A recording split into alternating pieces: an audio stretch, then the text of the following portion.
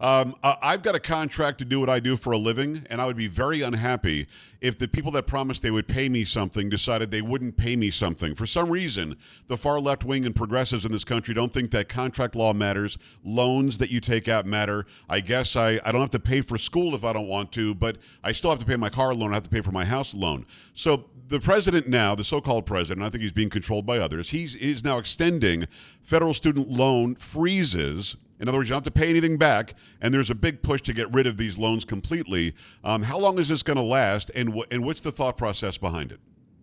So this policy actually began during Trump's presidency, during the COVID-19 pandemic. It was supposed to help people out while they couldn't work. Well, now that's over. We should be getting back to work. I know California isn't, but we should be. Biden has now extended this policy through February 2022. Now, who's to say that it will end then? Who's to say he won't forgive them completely before then? And this is just really encouraging students to get degrees in pointless majors and not worry about paying for any of it. Well, what's interesting to me is that it used to be, now I went to college a long time ago, but I got a full scholarship. I was a musician. I played my saxophone in front of a board of jurors, and I was able to win that scholarship. There are plenty of people smarter than I who got academic scholarships. Great athletes are getting athletic scholarships. You work really hard and get a scholarship or a grant, or if you decide to go to school anyway, you pay for it, and you agree to pay for it. What do your compatriots there at school on campus say about loan forgiveness? Are they buying it? Maybe they might because they're in California. Are they buying that you should sign on the dotted line, promise to pay something back, and then the government just says, don't worry about it? Well, I'm also a scholarship student. Good. I didn't want to have debt in college, so I chose the school that gave me the best scholarship, and in-state tuition is so much cheaper than going out of state. Smart. And at school, those who have similar beliefs to me, those who are conservative, libertarian, do believe you should pay for it yourself.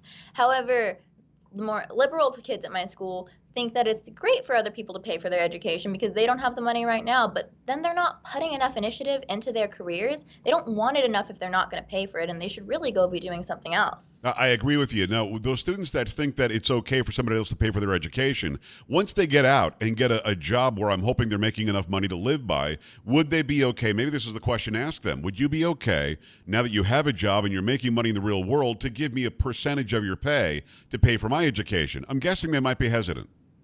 Of course they'd say no. That's the money that they're working for and they're earning, and they don't want other people to take that away from them. So it makes me very confused as to why they'd be happy to have other people pay for it now. It's just like we've lost the total idea of personal responsibility in America. And you over at campusreform.org have done stories where you've actually asked some students, how do you feel about socialism? The student says, I think it's great.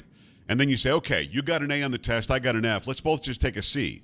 And their answer is, why would I give you what I got? Why would I ever, lower what I worked for to help you out? Maybe you didn't work as hard for it. And then you see the light bulb, go off. Young people like you are smart if they're told both sides, right?